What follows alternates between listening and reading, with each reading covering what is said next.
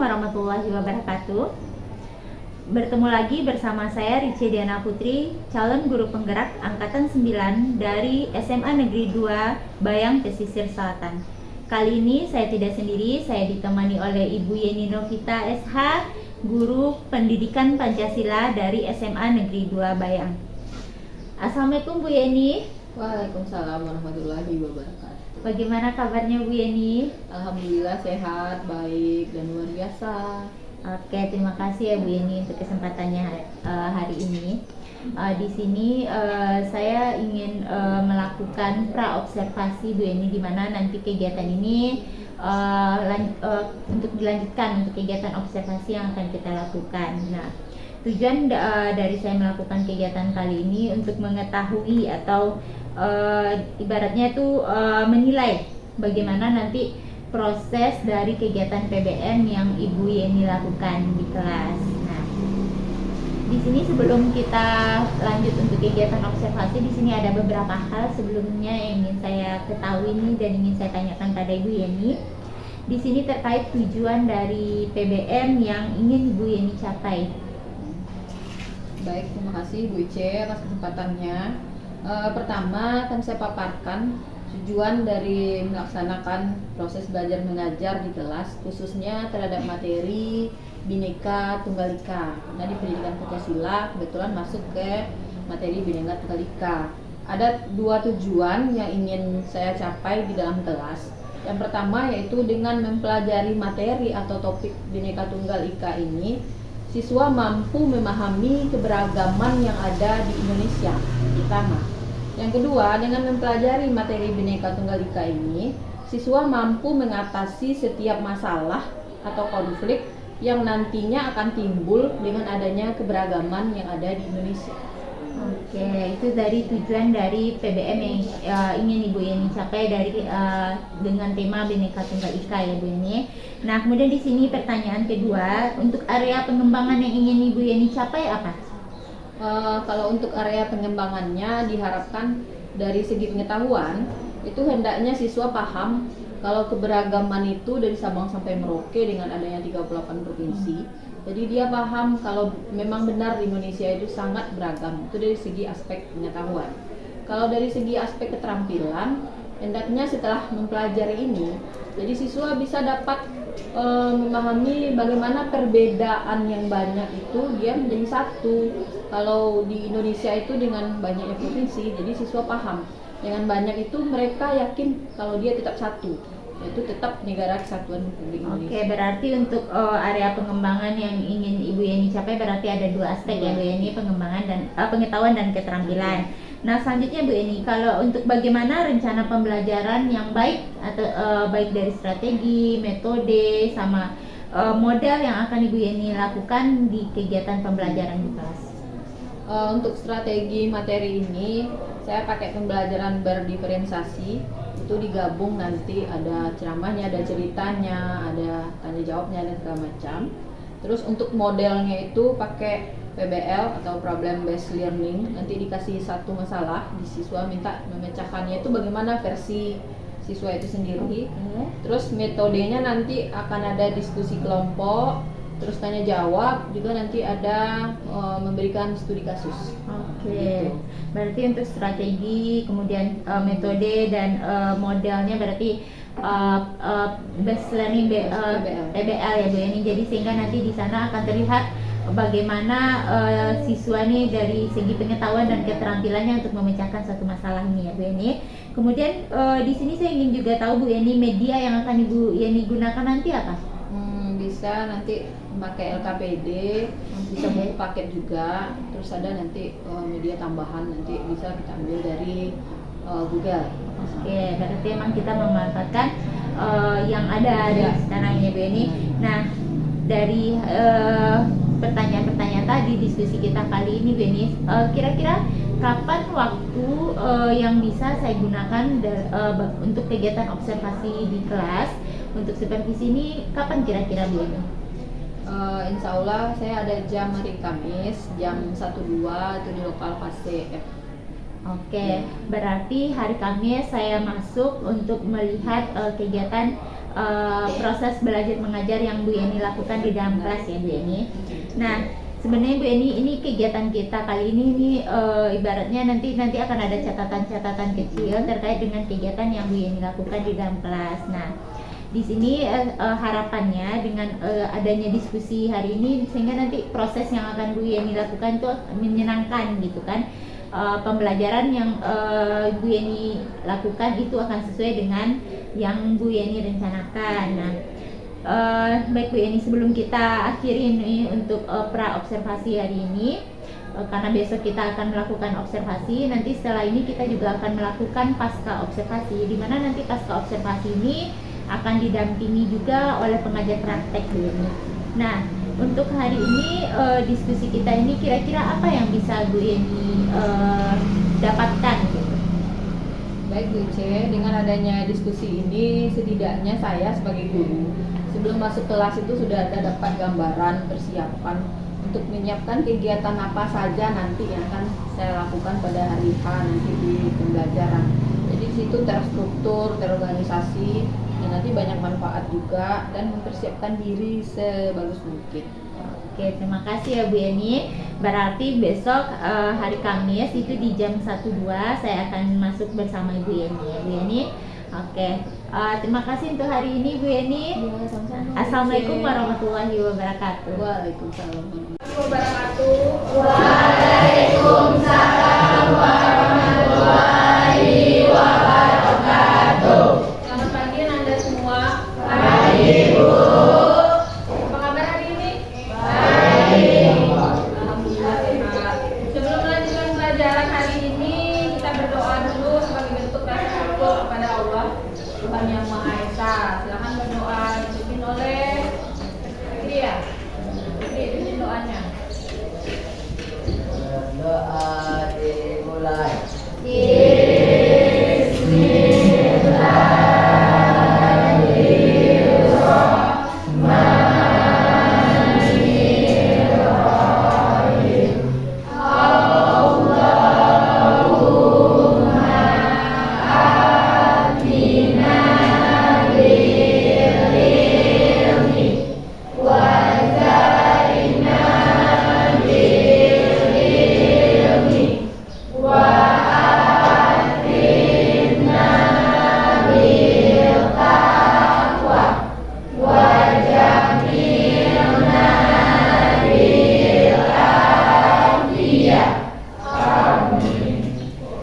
Nah, sebelum lanjut pelajaran untuk menghilangkan setan-setan yang ada di kepala, silakan baca dulu ayat kursi.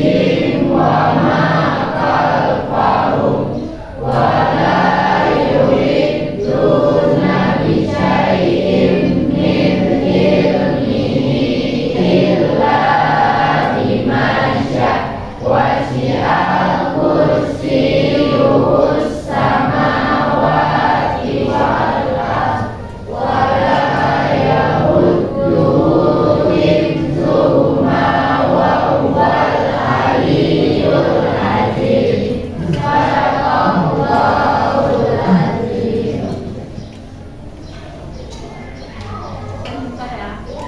Asmika, Arganisa, Mungkin Bu. Lima, Ramadhani, Hadir Bu. Chelsea, Chandesti, Fadila Ingrid, Febriansa, Dika Dwi,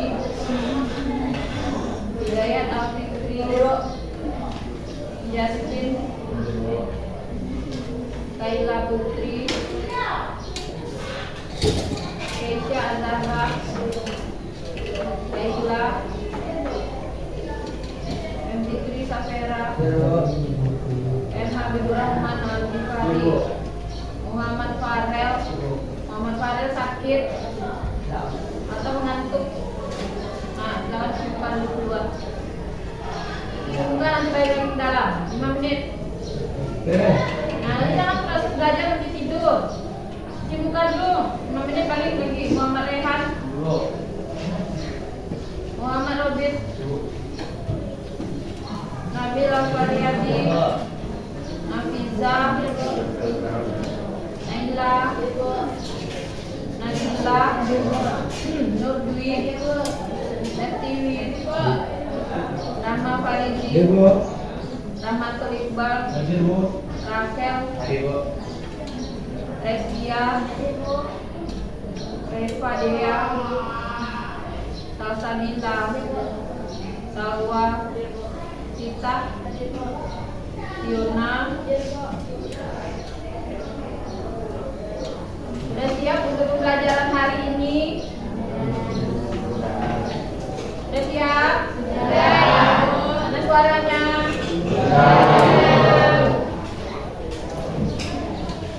Kita flashback dulu ya pelajaran minggu lalu. Kemarin itu judul besarnya Bhinneka Tunggal Ika.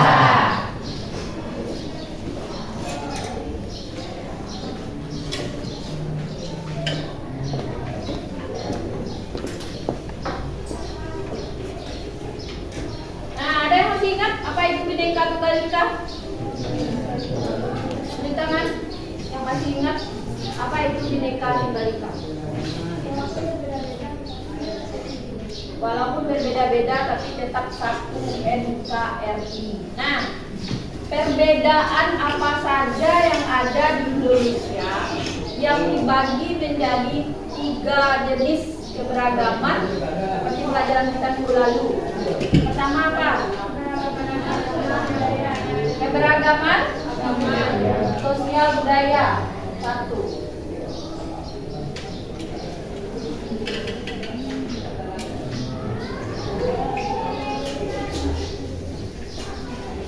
Yang kedua, keberagaman agama. Ini masuk sini ya. Keberagaman ekonomi masyarakat. Bagus.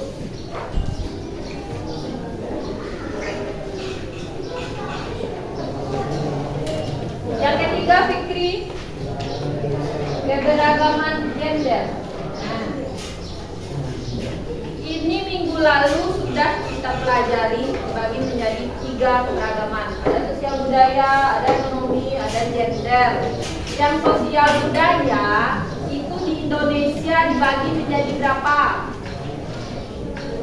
Indonesia dibaginya menjadi berapa? 38 provinsi. Terus mata pencarian berapa pengelompokan? 5 pengelompokan atau 6? Berapa pengelompokan? Rachel? 5. Apa saja itu? Pertanian. Apa lagi? Perdagangan. Apa lagi? Perikanan. Apa lagi? Perindustrian. Terus? Pertambangan. Itu keberagaman yang ada di Indonesia. Berarti 1, 2, termasuk 3. Yang 3 keberagaman gender. Indonesia dibedakan menjadi 2. Hanya ada laki-laki dengan perempuan. Kalau separuh laki-laki masuk mana? Masuk mana? Perilaku separuh perempuan masuk mana? Perilaku nah, itu melanggar Pancasila dan Undang-Undang Dasar 1945. Nah, dari keberagaman ini, hari ini kita masuk materi berikutnya, harmonisasi keberagaman di Indonesia. Apa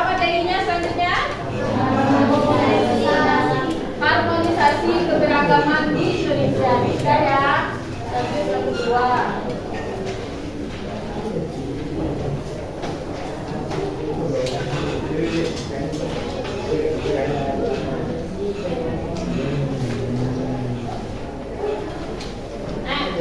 sebelum lanjut ke harmonisasi, Ibu tahu dulu, tolong tunjuk tangan yang di rumahnya hidup rukun, damai, tentram dengan tetangga siapa? Tunjuk tangan. Tunjuk tangan. Yang di rumahnya hidup rukun, damai, tentram dengan tetangga, tunjuk tangan. Jangan ragu-ragu, tunjuk tangan. Nah, yang tidak tunjuk tangan apa kabarnya? Berat dingin. Yang tidak tunjuk tangan, berat dingin. Berat dingin. Nah, jadi sebelum lanjut ke sini, yang dimaksud harmonisasi itu apa? Siapa yang bisa jawab?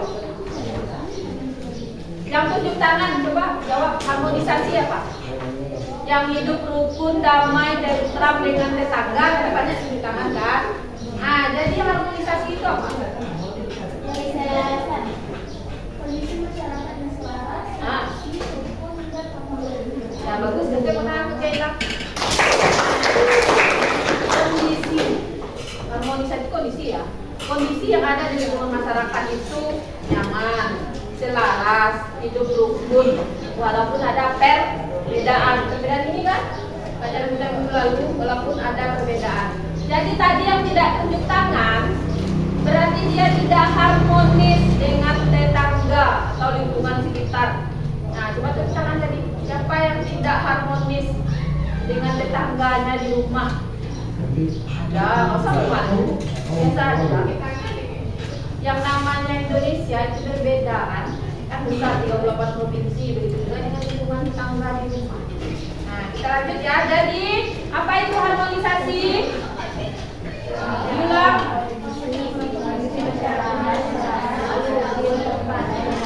Nah, kondisi masyarakat yang selaras, serasi, seimbang, hidup rukun dan nyaman tanpa ada konflik walaupun hidup berbeda-beda.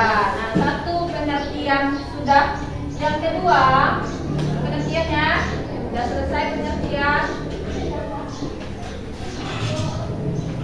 Yang kedua lagi, faktor penyebab hidup harmonis itu apa saja? Faktor penyebab. Satu-satu. Faktor penyebab hidup harmonis. Rakel, silakan isi nomor 1. Yang benar hidupnya. Sebutkan boleh Kayla. Nomor 1 faktor penyebab hidup harmonis. Toleransi. Nah, ayo bikin toleransi. Nomor 1. Boleh sini. 1, 2, 3, 4.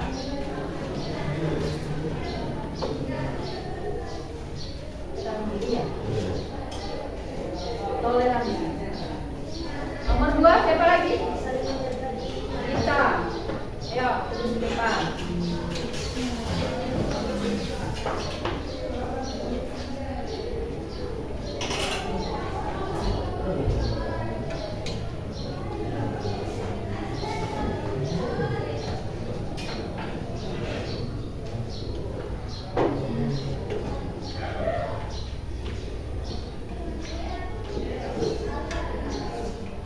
Nomor 3. Siapa? Nomor 3. Bella bisa? Nomor 4 siap-siap Azamu. Esi Sawa.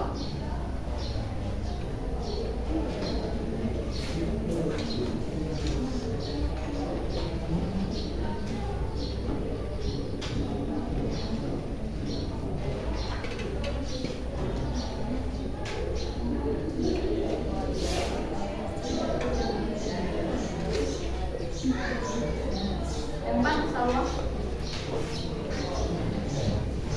Sampai 5, 6, 5 ya.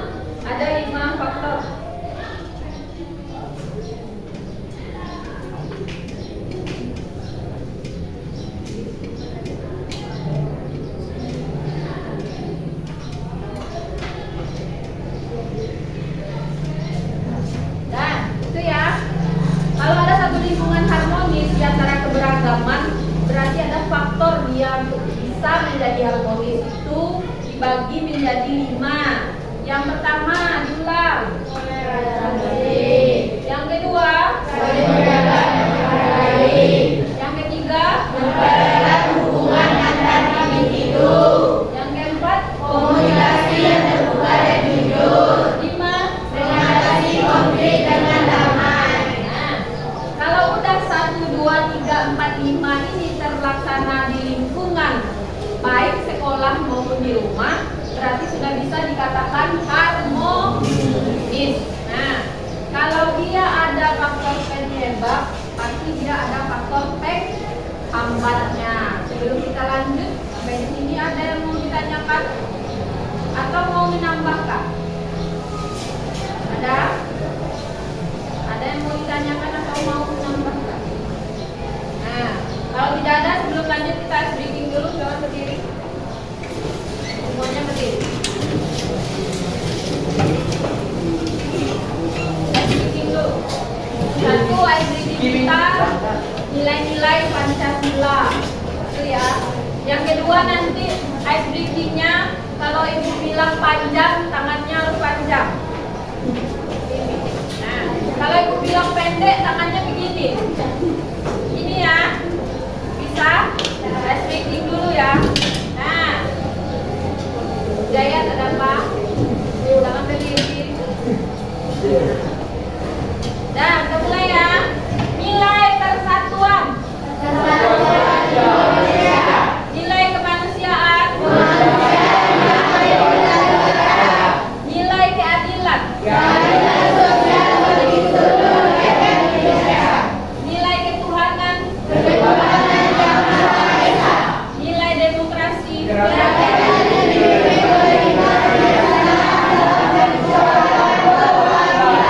Tangan dulu sendiri. Yang kedua, panjang, pendek. Bisa? Konsentrasi. 1, 2, 3, pendek. Panjang, pendek, panjang, panjang, pendek, pendek. Salah. Kasih tepuk tangan untuk yang salah. Ya. Panjang, pendek, panjang, panjang. Nah, tuh masih ada yang salah. Pendek, panjang, panjang. Ah, itu salah lagi. Tepuk tangan. Tangan duduk. Sudah? Sampai sini sudah paham? Sudah paham sampai sini? Nah, berdasarkan yang kemarin Ibu kasih topik itu, hari ini kita akan bahas satu topik untuk diskusi. Diskusi kita hari ini itu membahas satu topik yang jadi fenomena sampai hari ini. Karena kita itu beragam di Indonesia, pasti di antara keberagaman itu menimbulkan konflik. Ada beberapa sikap di antara konflik itu, ada 6 sikap yang akan ditimbulkan nanti. Itu ada yang kemarin apa nomor 1? Primordialisme. Yang kedua, etnosentrisme. Yang ketiga, diskriminasi. Yang keempat, stereotipe sikapnya. Yang kelima, sikap fanatisme. Yang keenam, sikap yang keenam, sikap eksklusivisme. Nah, di antara 1, 2, 3, 4, 5, 6 itu kamu sebutkan masing-masingnya 5 contoh. Ya, nanti diskusi masing-masing kelompok 1, 2, 3, 4 duduknya diatur. Silakan duduk berdasarkan kelompok masing-masing 5 contoh. Silakan duduk berdasarkan kelompok masing-masing. Diskusinya 15 menit. Setelah itu kita tampil ke depan. Duduk berdasarkan kelompok. Bagi 2 aja buat. Bagi 4. 1, 2, 3, 4. Bagi kelompok tampil ke depan untuk mempresentasikan hasil diskusinya. Silakan dimulai. Karena sudah berjalan ya.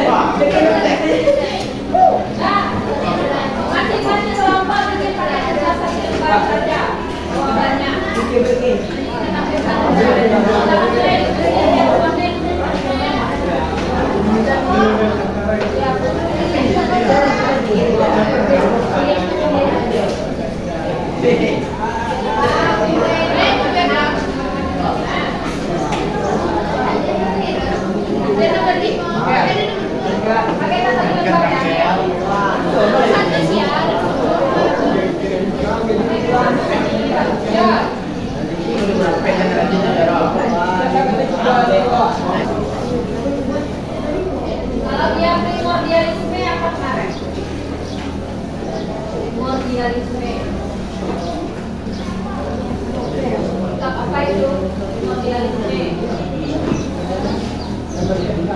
Nah, berarti menganggap suku atau bangsa sendiri lebih baik, ya kan? Nah, contoh nih, orang pesisir selatan, dia menganggap daerahnya paling baik di antara daerah yang lain. Ya nak, kamu orang mana? Orang Padang? Orang Pesel mana? Orang pesisir selatan? Nah, semuanya orang Pesel kecuali Talwa yang orang Padang. Jadi di situ itu primordialisme. Apa contohnya? Bukan apa itu? 5 contoh. Terus ada di sini yang eksklusivisme.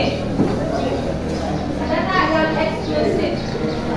Yang gayanya berlebihan. Ada? Ada? Gaya berlebihan? Itu juga ada. Kan itu contohnya.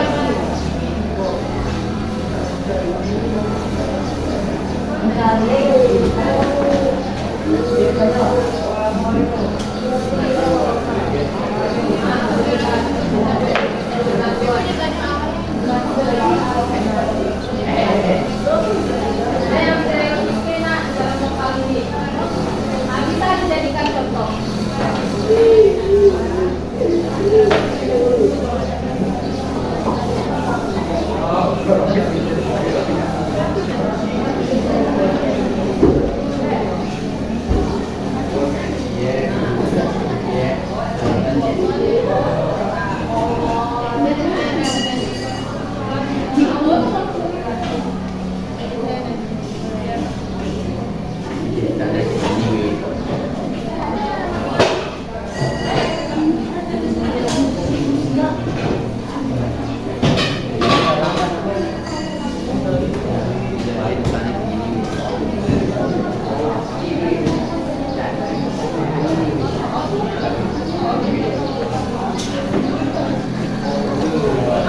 Sudah habis ya, waktu sudah habis.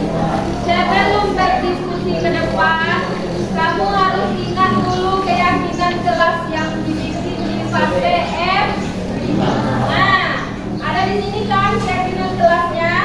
Lihat poin nomor 5. Nah, dengarkan dengan seksama. Jadi siapapun yang tampil ke depan itu wajib mendengarkan, walaupun dia sama besar dengan kita. Benar? Nah, yang bikin ini siapa? Yang bikin keyakinan kelas siapa? Fase F. Nah, jadi harus disepakati. Siapapun yang berdiri di depan harus dengarkan dengan seksama. Jangan mengganggu orang. Terus angkat tangan sebelum berbicara. Jadi nanti kalau mau mengajukan pertanyaan, angkat tangan dulu. Bisa dipahami? Nah, kita mulai tampilkan mulai dari kelompok 1. Dengan depan. Kelompok 1. Waalaikumsalam warahmatullahi wabarakatuh. Perkenalkan nama saya Muhammad Rubin sebagai moderator. Saya Abdul Ganca sebagai penjawab. Saya Muhammad Rubin sebagai penjawab.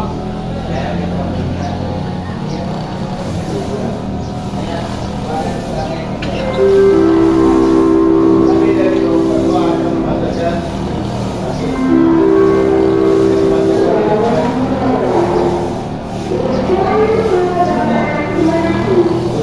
Buat tadi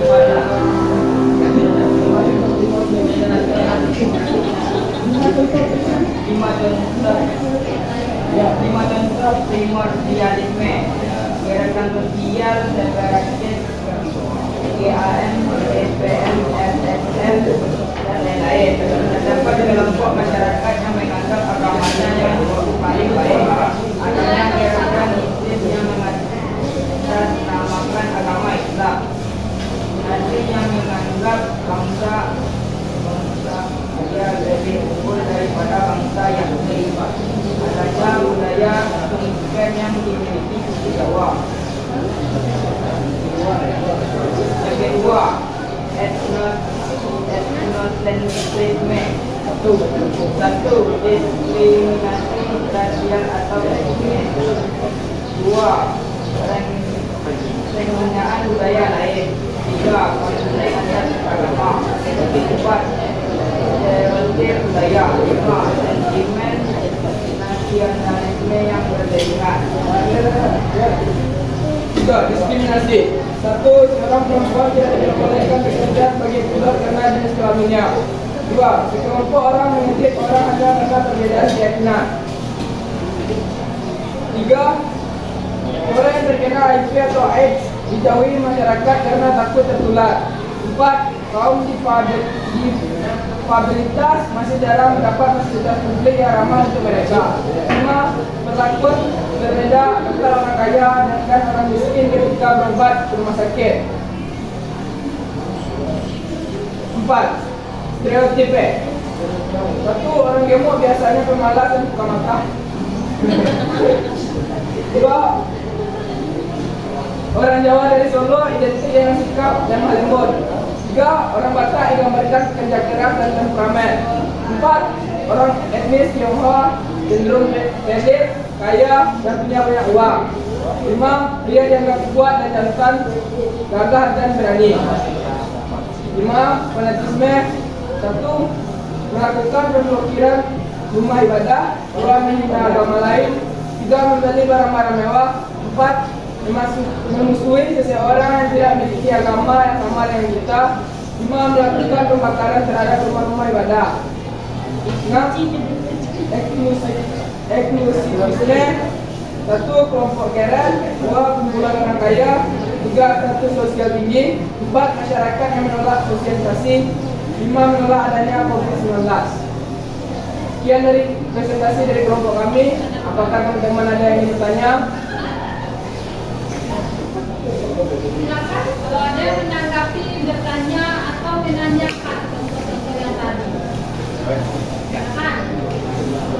Tangan sebutkan nama dari kelompok mana. Perkenalkan, saya Gita Lestari dari kelompok 4 akan bertanya kepada kelompok 2. Bagaimana sikap primordialisme bisa berdampak bagi terciptanya disintegrasi bangsa?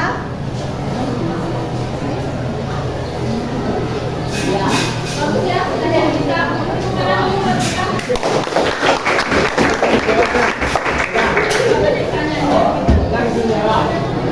bagaimana sikap primordialisme itu bisa berdampak bagi disintegrasi bangsa? Ada lagi? Bukan dua. Kita dua pertanyaan. Masih ada? Masih ada? Lalu dijawab. Satu ada menanggapi? Oke.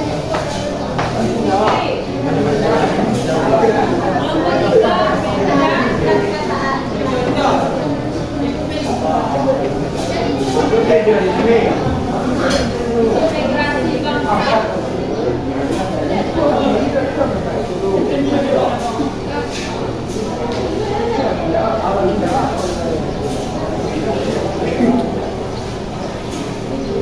Moderator silakan. Apakah kelompok lain?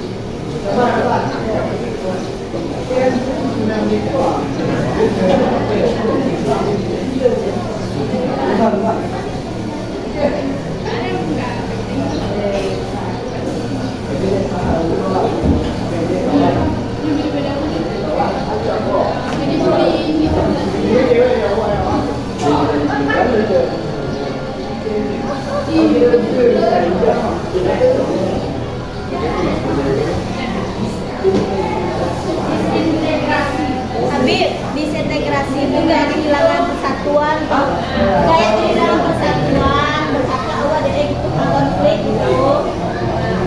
Kelompok juga dari lebar sangat pertanyaan tadi. Kenalkan saya dari ini bertanya pada kelompok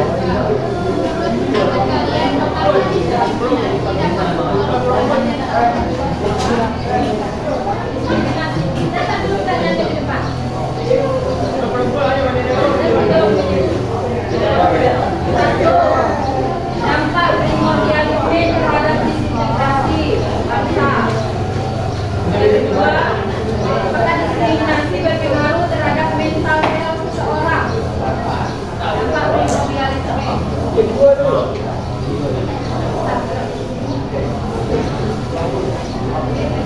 Dampak primordialisme terhadap disintegrasi bangsa. Itu kan kita coba bisa berdampak terhadap disintegrasi bangsa.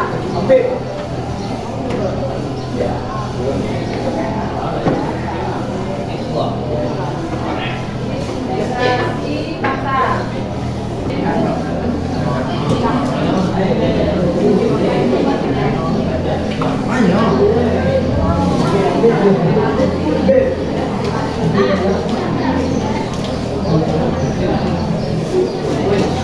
Dua aja ya, satu kelompok, dua pertanyaan saja cukup. Tidak bisa dijawab kelompok dua. Silakan kelompok dua.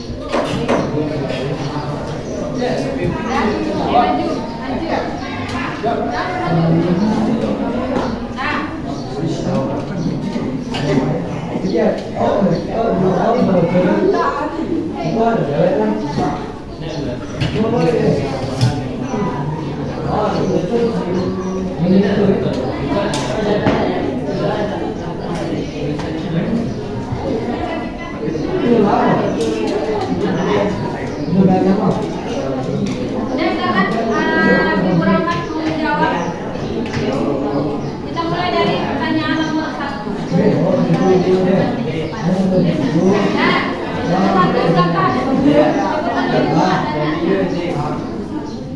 Pertanyaan dari Gita.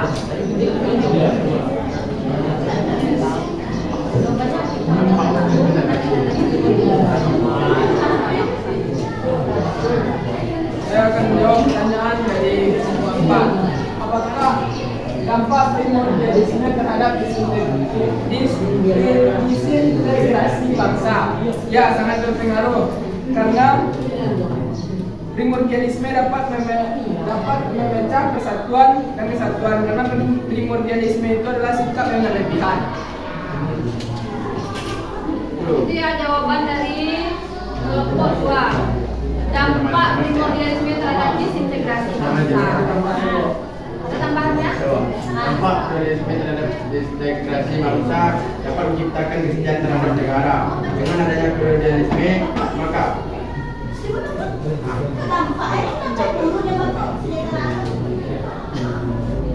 dampaknya yang dijawab kan sudah benar. Primordialisme itu apa? Primordialisme apa? Sikap yang sangat berlebihan terhadap suku bangsa atau ras tertentu. Jadi kalau dia berlebihan terhadap satu suku bangsanya, sementara dia anggap suku bangsa yang lain berada di bawah dia atau buruk atau jelek. Jadi kalau disintegrasi berarti perpecahan. Nah, dampaknya terhadap perpecahan kalau dia primordialisme menimbulkan sudah pasti akan disintegrasi bangsa atau terpecah persatuan dan kesatuan. Bisa dipahami? Nah, itu maksudnya Habib tadi sudah benar. Terus pertanyaan nomor 2.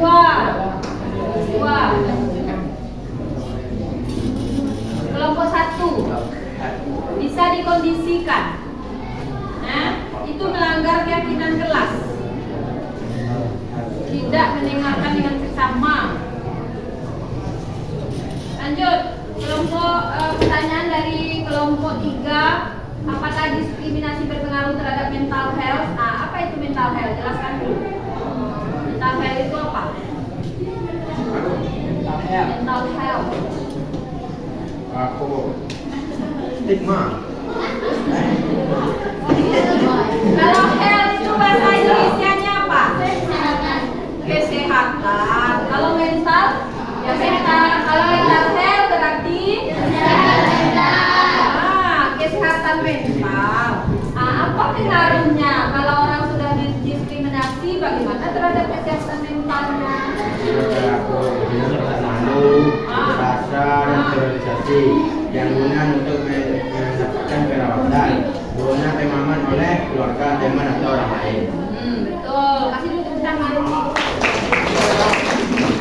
Jadi mental health kesehatan mental. Kalau kita didiskriminasi oleh teman satu lokal misalnya, otomatis menimbulkan rasa malu, tidak percaya diri, ya kan? Terus tidak mau natap orang lama-lama, terus merasa rendah diri. Ya. Jadi tidak boleh ada diskriminasi di dalam kelas. Itu akan memecah persatuan dan kesatuan. Bagaimana kelompok 3? Sudah puas? Kelompok 4 bagaimana? Nah, kita kasih dulu tepuk tangan untuk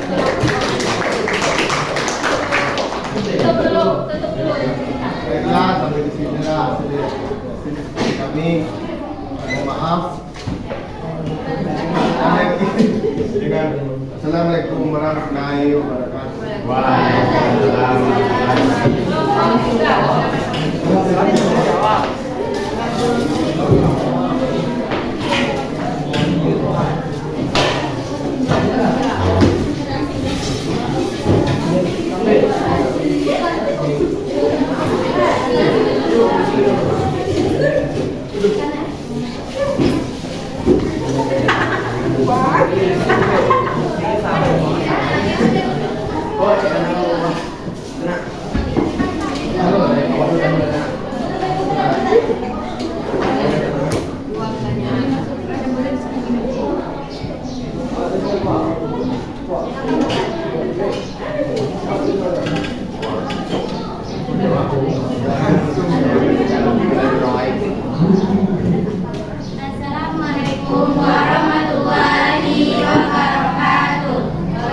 Assalamualaikum warahmatullahi wabarakatuh.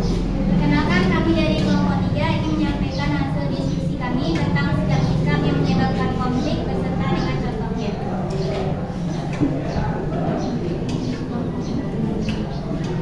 Dapat dibacakan oleh Berikan contoh dari masing-masing sikap di atas. Satu, primordialisme atau membentuk partai politik berdasarkan paham ideologi atau keterikatan pada suku bangsa, agama dan ras.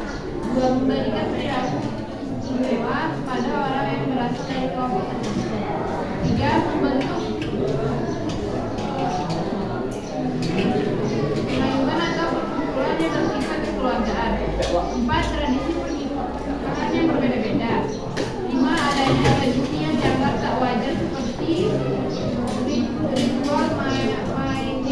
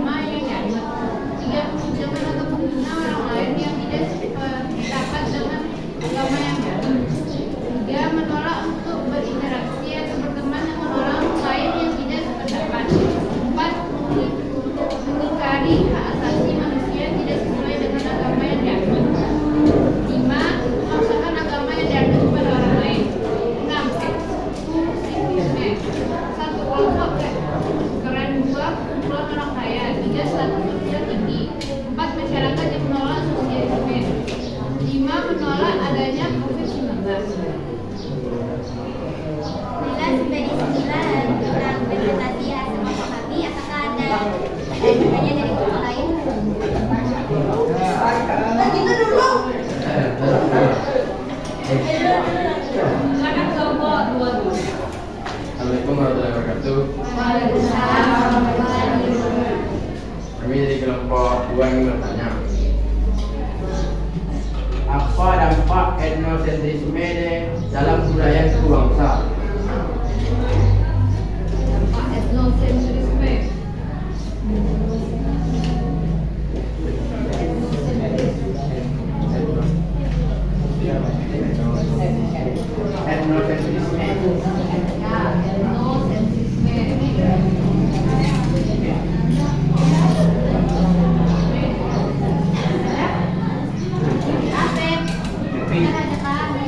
Terhadap kebudayaan suku bangsa. Ada kebudayaan.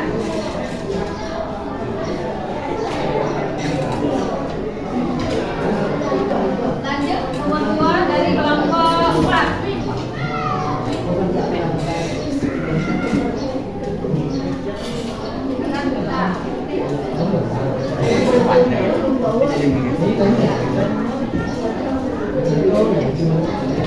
Menurut Anda,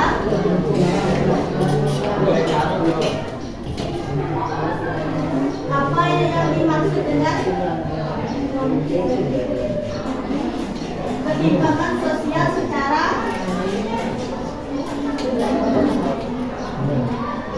Ketimpangan sosial secara struktural struktural. dan apakah itu memicu konflik?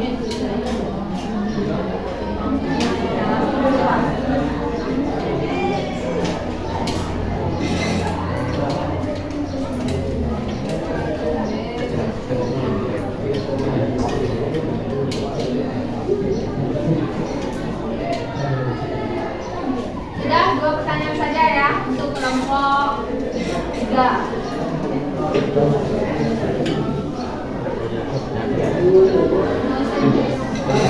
Dampak etnosentris terhadap kebudayaan suku bangsa. Etnosentris itu apa? Febriansah? Merupakan pandangan Bu.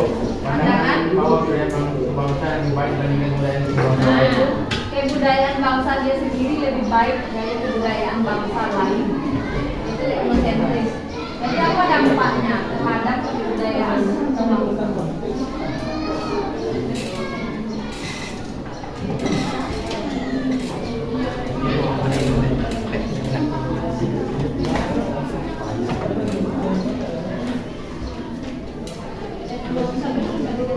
Yang kedua, apa yang maksud dengan ketimpangan sosial secara struktural?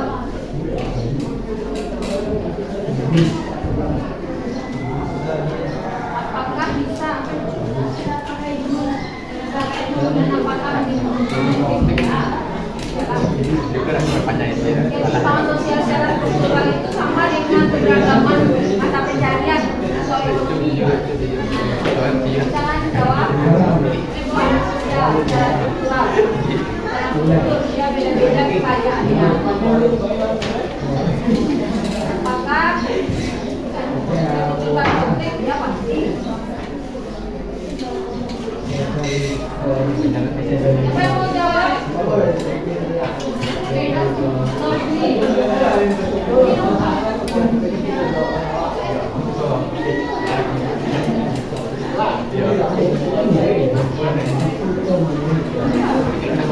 Baiklah, saya akan menjawab pertanyaan dari Febri. Apa dampak etnosentrisme terhadap kebudayaan suku bangsa, yaitu menghambat hubungan antar suku bangsa, proses asimilasi dan integrasi sosial, menimbulkan konflik dalam masyarakat baik antar individu atau kelompok. 3. Menimbulkan diskriminasi pada bidang tertentu. 4. Berpotensi memunculkan aliran politik tertentu. Mana? Febriansah? Puas? Nah, pasti langsung jangan dulu kelompok. Dan sama etnosentris itu, nah, etnosentris itu kan dia menganggap suku bangsanya lebih baik dari suku bangsa lain.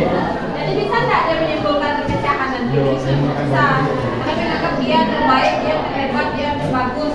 Jadi bisa menghambat proses integrasi bangsa, jatuhnya ke disintegrasi. Nah, lanjut. Lanjut nomor 2, pertanyaan dari Gita. Saya akan menjawab pertanyaan dari Bapak. Menurut Anda apa yang dimaksud dengan perubahan sosial secara struktural dan apakah itu memunculkan konflik? Ya, memang benar memunculkan konflik. Ketimpangan sosial adalah suatu keadaan di mana kehidupan masyarakat tidak seimbang. Salah satu contoh dari ketimpangan sosial yang disebabkan oleh faktor struktural adalah pembagian bantuan bencana alam dan tidak merata dari pemerintah ke rakyat. Ada bantuan bansos masuk nggak? Ketimpangan sosial masuk? Masuk? Nah, yang dapat bansos itu tepat sasaran atau enggak? Iya. Oh, atau enggaknya jangan?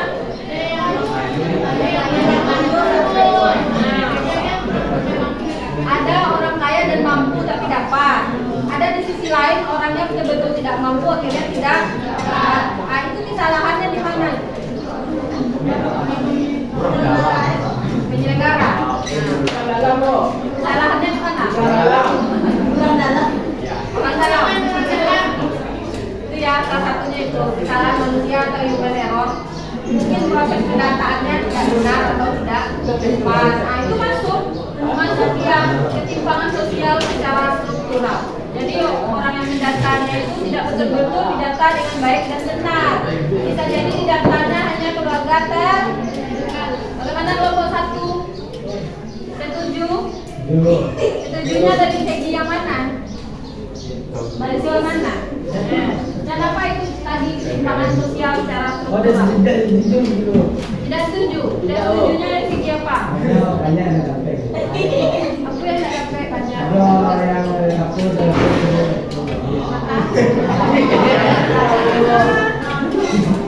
Dah?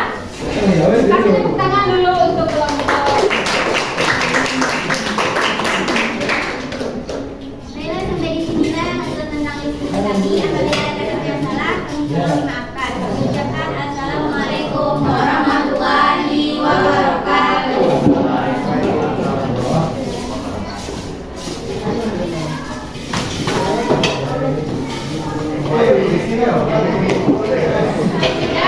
Masih duduk berdasarkan norma disintegrasi.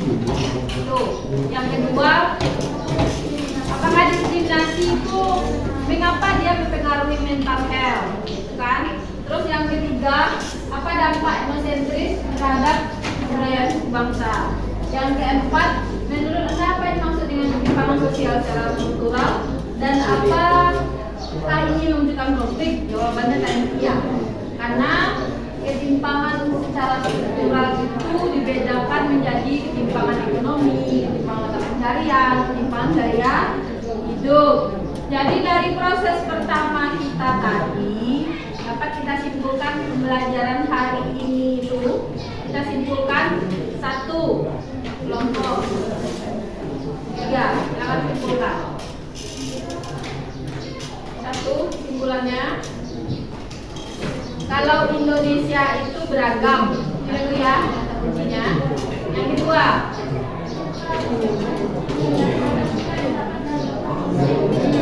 di antara keberagaman itu kita harus menyikapi bagaimana dia tidak muncul konflik. Terus yang ketiga, simpulannya, simpulan dari awal pembelajaran kita tadi. Apa yang ketiga? Kelompok 4 kita simpulannya. Kan ini tadi, kalau dia ada faktor penyebabnya, pasti dia ada yang menimbulkan. Nah, ini penyebabnya kalau harmonis ini. Apa yang menyebabkan tidak harmonisnya? Ada dari 6 yang kita diskusikan itu tadi. Nah, sampai di sini ada pertanyaan. Ini pembelajaran hari ini.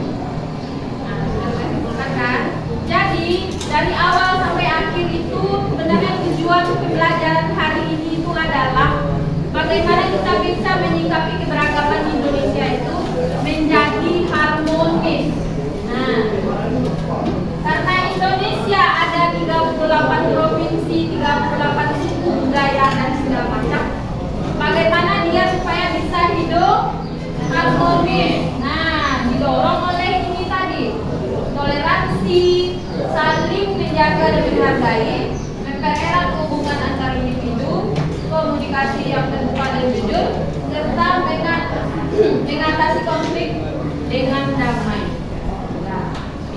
kami? Nah, jadi untuk hari ini pelajarannya sudah sampai di sini, dan untuk tugas di rumah LKS halaman 16 sama halaman 22 itu sudah harus diisi. Nah, kita cukupkan sampai di sini dengan membaca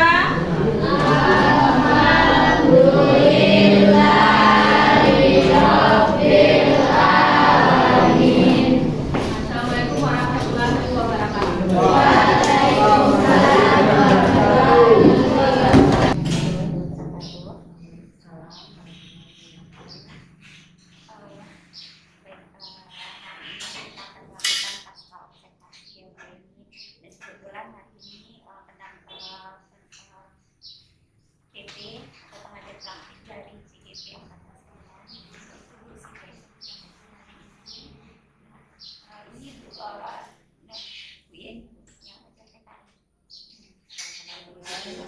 Di sini kemarin itu saya melakukan observasi di kelas itu bersama Bu Yeni, PKN, yang 5 ya Bu Yeni ya. Ini kita mulai dari sini. Kemudian kemarin kita sudah melakukan observasi ya Bu ya. Nah, waktu kita melakukan observasi, sebenarnya kita juga melakukan observasi persiapan ini kegiatan observasi kita. Nah, setelah kita melakukan observasi tersebut, bagaimana perasaan ini? Alhamdulillah dalam proses observasi itu merasa nyaman, tidak ada perasaan diintimidasi karena di kelas anak-anak menguasai pelajarannya, terus pelajaran nyaman, terus proses materi yang disampaikan itu ada ungkapan yang sederhana, jadi sangat nyaman sekali, merasa kelasnya itu seperti hidup. Waktu itu saya juga melihat gimana mereka antusiasnya pas SDK, kemudian juga pas diskusi kelompok, karena pembahasannya sangat menarik ya Bu Yeni tentang Bhinneka Tunggal Ika. Dari penjelasan Ibu Yeni kemarin mengatakan kalau tujuannya agar peserta didik atau murid kita paham bahwa kita Indonesia ini luas, ada perbedaan, jadi bisa mengatasi perbedaan-perbedaan atau konflik yang terjadi nanti ke depannya mengenai perbedaan tersebut. Nah, sejauh ini hambatan apa saja yang Ibu Yeni dapatkan di lapangan ketika melakukan pembelajaran di kelas? Kalau secara keseluruhan atau secara umum, artinya hambatan-hambatan yang besar itu tidak ada. Tapi ada beberapa hambatan yang kecil, seperti pola pikir anak, tahu kan di sekolah berdasar latar belakang budaya sosial ekonomi berbeda, jadi kadang-kadang pola pikir mereka berbeda. Jadi untuk menyatukan pola pikir ini yang agak sulit, tapi bukan jadi persoalan besar, dia hanya sedikit hambatan dari menyatukan pola pikir anak. Ya, karena untuk merubah itu susah ya Bu Yeni, itu butuh waktu gitu kan. Nah, kalau untuk hal positif yang Ibu Yeni telah lakukan selama proses pembelajaran apa sih? Sejauh ini dalam proses pembelajaran selalu berusaha kalau dalam kelas itu memposisikan diri menjadi teman bagi siswa yang bersangkutan, itu tidak sebagai diktator atau apa, karena pembelajaran zaman media kan itu ya. Jadi guru di depan itu ditakuti oleh siswa. Nah, kalau bisa kita di depan merangkul anak, berdampingan. Jadi memposisikan diri kita sebagai teman bagi anak-anak kita di dalam kelas. Ditambah lagi Bu Yeni ini termasuk guru yang disenangi ya. Alhamdulillah. Nah, ya karena emang itu penting Bu, karena bagaimanapun kita harus menempatkan gitu. Kita tidak bisa menuntut mereka untuk ikut kita, tapi bagaimana kita menyesuaikan dengan perkembangan mereka. Jadi ketika ada siswa yang tidak lagi konsentrasi, kita harus mendapatkan kenapa seperti itu. Itu sudah hal positif yang dilakukan, memposisikan diri pada tempatnya gitu. Nah, selanjutnya di sini yang perlu ditingkatkan dalam proses pembelajaran yang dilakukan apa? Kalau dari segi pribadi itu mungkin penguasaan bahasa lebih ditingkatkan. Terus yang kedua itu media pembelajaran. Bagaimana saya bisa aktif mengaplikasikan media pembelajaran yang ada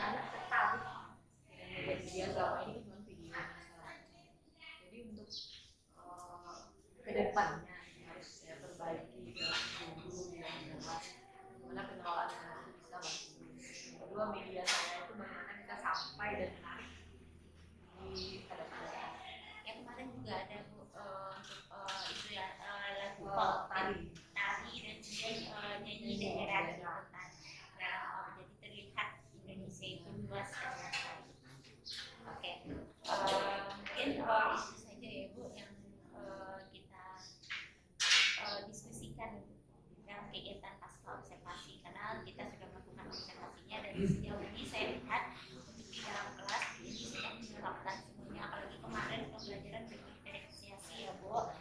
Nah, itu emang dengan metode problem solving ya Bu. Alhamdulillah ternyata saya bisa membersamai dan berlangsung pasca observasi. Karena bisa belajar dengan saya sendiri sangat menarik ya begini. Bagaimana kita melakukan bagaimana kita memposisikan anak, semua saling berkaitan. Tidak ada media, tapi kita juga bisa berinteraksi dengan anak yang disayangi. Tapi saya yakin di sini anak-anak sebelum ibu-ibu mengajar pasti sudah tertariknya karena penampilannya ya. Karena tadi pertamanya luar biasa. Karena kan kalau gurunya tidak menarik itu otomatis biasanya bosan. Terkadang anak biasanya sudah bisa menilai ya dari mohon maaf lipstick gurunya saja sudah mulai dikonsumsi. Nah, kadang nanti dia bisa komen. Tuh ini nggak mungkin itu obatnya. Iya. Ya, ini terlalu merah. Karena anak-anak sekarang karena emang gen Z ya, jadi emang mereka pemikirannya sudah jauh lagi. Kalau itu alhamdulillah mereka semuanya belajar mengenalkan diri ini alhamdulillah mudah-mudahan kita dari guru Indonesia dan dari guru yang dirindukan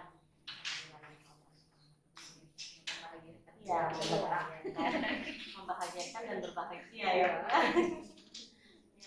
Bagaimana sebenarnya harapannya semoga kedepannya ini bisa jadi yang lebih baik lagi dan pembelajarannya semakin senang. Sehat-sehat terus ya Bibi. Kita semuanya ya. Terima kasih. Mungkin itu aja untuk percakapan pasca